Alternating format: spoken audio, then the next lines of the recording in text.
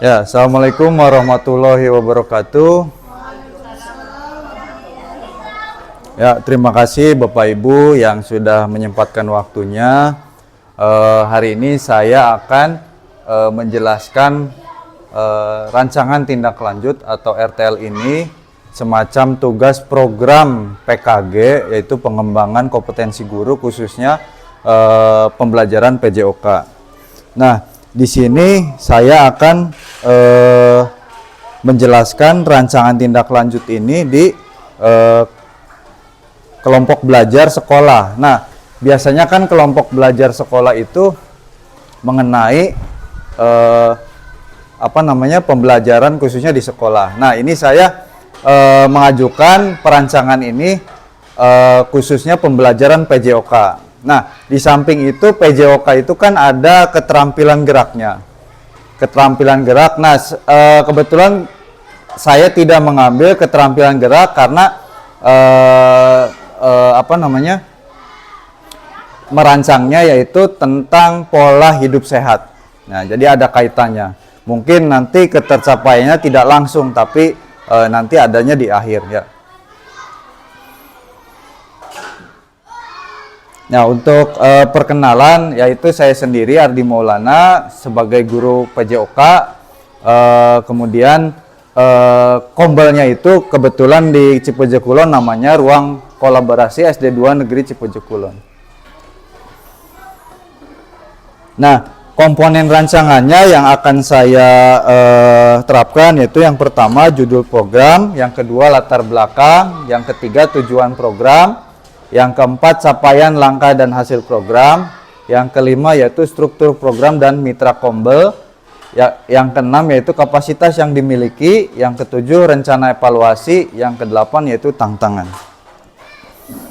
Slide selanjutnya yaitu judul programnya yang tadi saya sebutkan yaitu pola hidup sehat.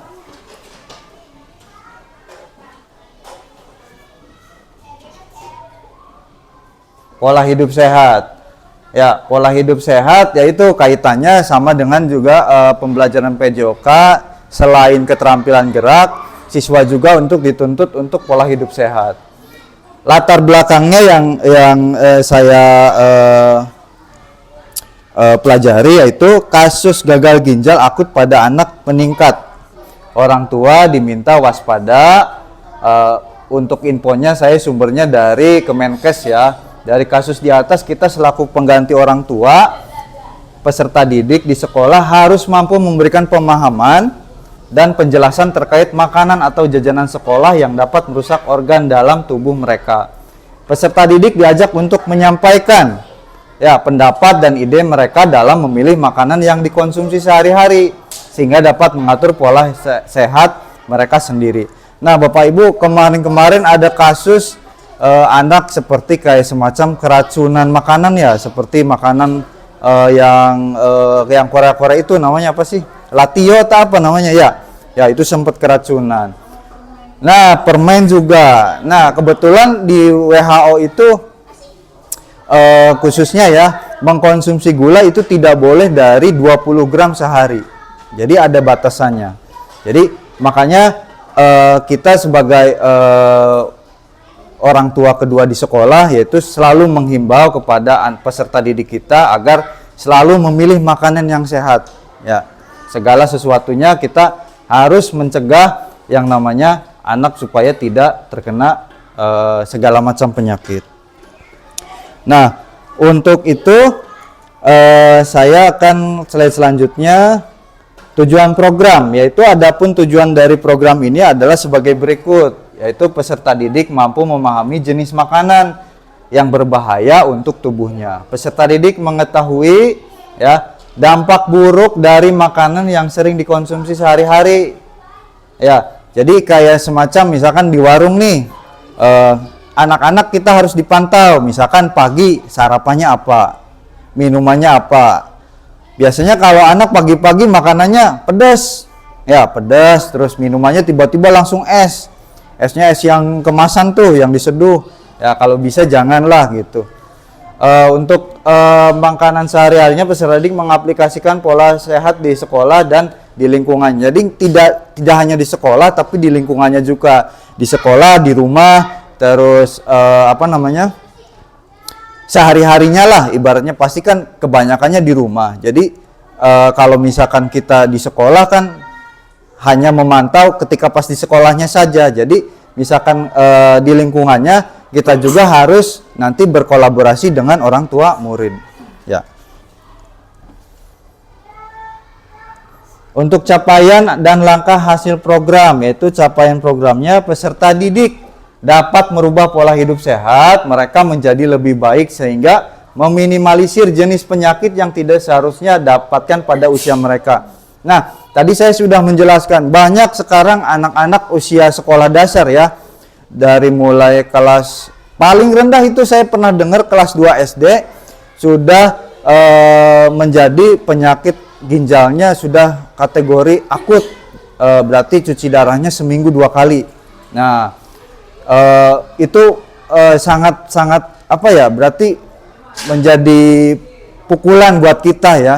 Berarti kita di sekolah tidak mendampingi peserta didik dari segi makanan, pola hidup dan sebagainya, apalagi orang tua yang di rumah ya atau di lingkungannya. Terus banyak sekali juga anak yang sudah terindikasi diabetes ya, dari mulai kelas 4, 5, 6 sudah banyak sekarang. Nah, langkah-langkahnya peserta didik diberikan bahan pembelajaran aspek positif dan negatif dari mengkonsumsi makanan untuk mengatur pola hidup sehat peserta didik secara berkelompok dan mempelajari dampaknya. Nah, nanti Bapak Ibu di khususnya kelas tinggi ya, dari mulai kelas 4, 5, dan 6 nanti dibuatkan kelompok, itu membuat poster ya, poster semacam pamflet lah, nanti di setiap kelas itu kayak semacam menghindari makanan-makanan yang berbahaya. Contohnya kayak tadi peserta didik membelajar aspek positif dan negatif mengkonsumsi makanan yang mengatur pola hidup sehat. Ya, jadi kayak semacam misalkan pamfletnya itu misalkan makanannya seperti makanan minuman torpedo. Nah, ini torpedo ini berbahaya sekali kalau misalkan dikonsumsi sehari lebih dari 2 atau 3. Ya, sejenis minuman yang lain juga sama. Jadi nanti anak tersebut membuat pamflet ya seperti pola hidup sehat dan mencegahnya seperti apa. Nanti saya berkolaborasi dengan guru TIK atau OPS.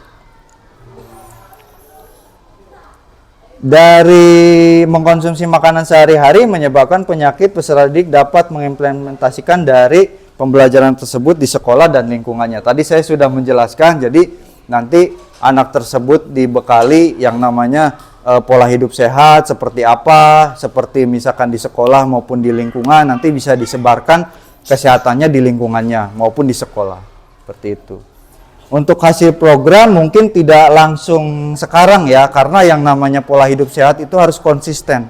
Jadi tidak hanya sekarang tiba-tiba besok anak tersebut langsung hasilnya terlihat gitu, tapi insya Allah dalam konsisten itu nanti bertahap. Jadi misalkan nanti suatu saat dia pas remaja, ketika sudah dewasa, nanti kan berkelanjutan.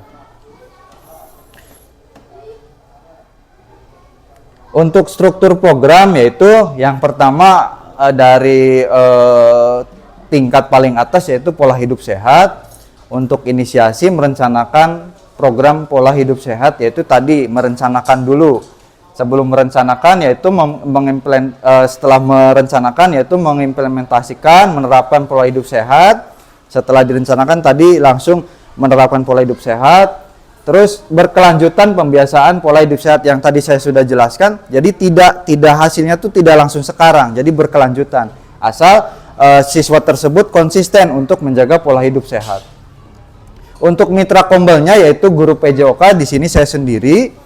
Yang kedua guru kelas, yaitu yang ketiga yaitu guru TIK. Nah, untuk guru PJOK saya sendiri, saya kan sehari-hari mungkin ketemu sama anak. Contoh lah ya, saya mengajar kelas 4. Mungkin saya dalam seminggu tuh ketemu hanya 1 kali. Nanti selanjutnya yang sehari-hari itu ketemu pasti dengan guru kelas. Dari mulai dia berangkat sekolah dia membawa apa, ketika istirahat dia jajan seperti apa, setelah pulang sekolah seperti apa. Jadi saya bermitra dengan guru kelas karena keterbatasan saya hanya seminggu 1 kali ketemu dengan setiap kelas. Jadi mungkin nanti laporannya ada semacam survei survei peserta didik. Nanti saya bermitra dengan wali kelasnya. Setelah seminggu biasanya saya meminta hasilnya seperti apa. Ya. Untuk kapasitas yang dimiliki di sekolah yang menjadi aset pendukung dalam program ini adalah mempunyai kantin sekolah. Nah, kantin sekolah kebetulan kita banyak ya Bapak Ibu. Jadi saya tidak mungkin bisa melarang bahwa kantin sekolah ini, Bu, nanti jualannya jangan ini gitu. Yang namanya orang jualan saya juga tidak mungkin melarangnya seperti apa ya. Yang jelas dari kitanya saja untuk berhati-hati dalam memilih atau memilah makanan. Tuh ya. Di samping kita menjalankan program pola hidup sehat juga dapat memberikan pemahaman untuk membentuk kantin sekolah yang sehat.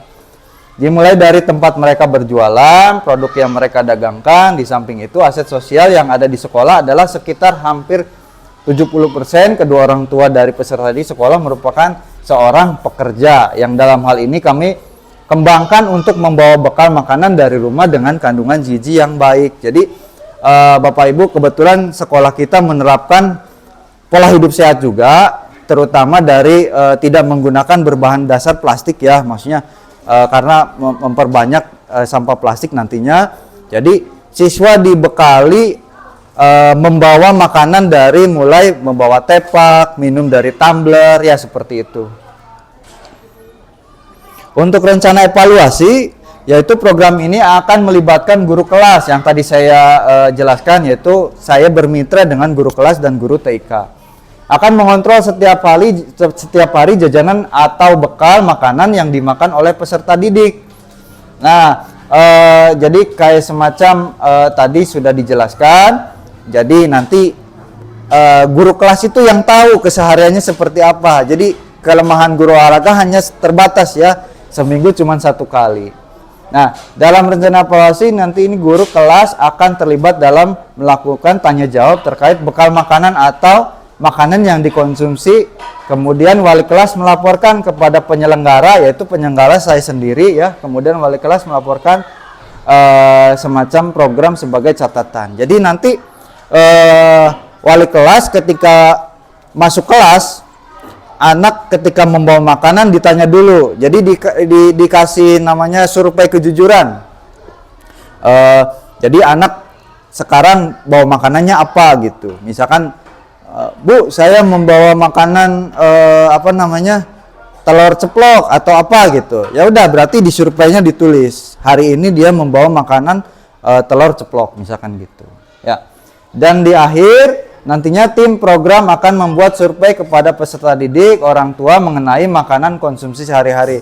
Nanti dibuatkan grafik peningkatan dari mulai konsistensi peserta didik bahwa setiap hari itu melakukan pola hidup sehat atau tidak gitu. Nanti saya berminta dengan guru kelas itu supaya mengawasi peserta didik agar melakukan pola hidup sehat itu yang konsisten. Nah, mungkin itu ya. Untuk tantangannya yaitu kemungkinan akan terjadi pada saat implementasi adalah akan ada beberapa peserta didik yang berbohong. Ya, pasti berbohong. Ketika ditanyakan mengenai makanan yang telah dikonsumsi, misalkan, kamu itu makanan seblak, pedes apa enggak? Enggak Pak, enggak pedes. Cuma dikasih kecap aja, tapi kelihatan di situ merah. Nah, itu pasti anak tersebut berbohong. Jadi gimana caranya? Kita sebagai wali kelas atau orang tua murid ya, yang kedua di sekolah, agar mengetahui ketika disurvei anak tersebut, misalkan, wah berbohong nih kayaknya nih. Nah, nanti sama Bapak Ibu tinggal ditulis aja, anak ini berbohong nih untuk mengkonsumsi yang ketika diistirahat makanannya yang pedas-pedas gitu. Terus Kemudian sulitnya memberikan pemahaman kepada para penjual makanan di sekolah yang menjual makanan tidak sehat karena yang mereka fokuskan hanyalah hasil dari apa yang telah mereka jual. Di samping itu, karena kebanyakan orang tua peserta didik itu bekerja, akan sedikit sulit untuk membawa bekal dari rumah untuk anaknya. Jadi seperti itu tadi Bapak, Ibu, saya tidak bisa melarang orang yang menjual makanan. Mungkin menurut dia bahwa itu sehat, yang penting bersih, tidak terkena debu. Tapi balik lagi, kita tuh terus membekali anak supaya untuk melakukan program pola hidup sehat, supaya konsisten. Ya, siapa lagi kalau bukan kita yang merubah pola hidup sehat peserta didik kita. Ya, itu Bapak Ibu. Ya, untuk materi di sini ada yang ditanyakan, Bapak Ibu? Cukup ya, mungkin pemaparan yang saya jelaskan untuk rencana tindak lanjut ini semoga peserta didik kita bermanfaat ke depannya untuk melakukan pola hidup sehatnya lebih berkelanjutan, lebih konsisten lagi. Mungkin itu saja yang ingin saya sampaikan. Terima kasih. Billahi taufiq wal hidayah. Assalamualaikum warahmatullahi wabarakatuh.